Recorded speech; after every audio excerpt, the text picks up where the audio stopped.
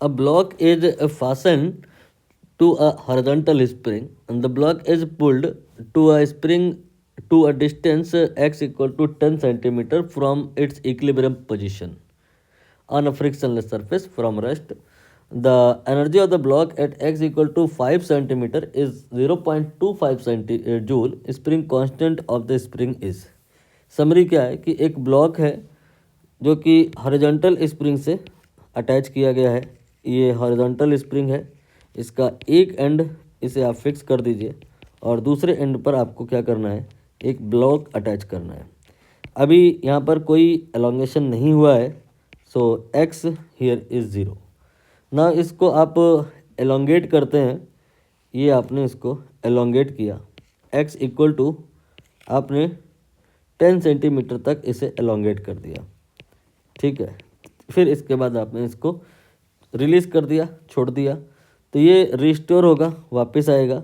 तो 10 से 0 तक आते टाइम बीच में कहीं पे x इक्वल टू 5 पड़ा होगा।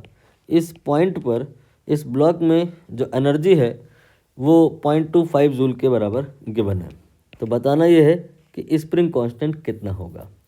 आई होप क्वेश्चन आपको क्लियर हुआ होगा। तो आप चाहें तो कर सकते हैं।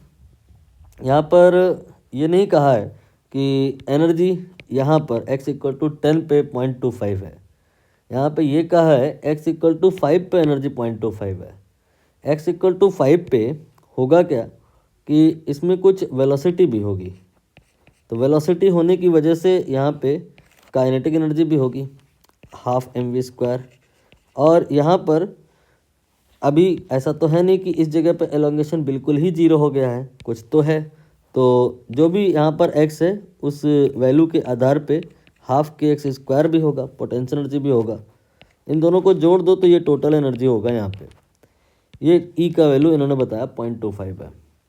लेकिन अच्छी बात यह है कि स्प्रिंग ब्लॉक सिस्टम में यहाँ पे एनर्जी कंजर्व रहेगी। क्यों? क्योंकि यहाँ पर इन्होंने कहा है फ्रिक्शनलेस, एनर्जी डिसिपिएशन नहीं होगा, एनर्जी कंजर्व होगी। तो जितनी एनर्जी यहाँ पर है उतनी ही एनर्जी यहाँ पर भी होगी।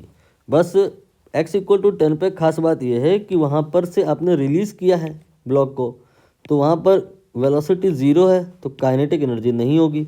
इसका मतलब जो भी यहाँ एनर्जी होगी सारी की सारी पोटेंशियल एनर्जी की फॉर्म में ही होगी।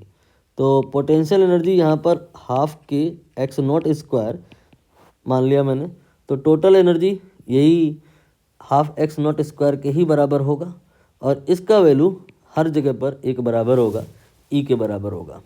अब वैल्यू पुट कर लीजिए, हाफ देन के, ये निकालना है x0 आप समझ रहे हैं, ये 5 मत रख दीजिएगा। x की वैल्यू 5 इस पॉइंट पे है, तो फिर यहाँ पर तो आपको v भी कंसीडर करना पड़ेगा। यहाँ पर हम इस पॉइंट पर ये लिख रहे हैं E बराबर हाफ के x0² because kinetic energy here is zero.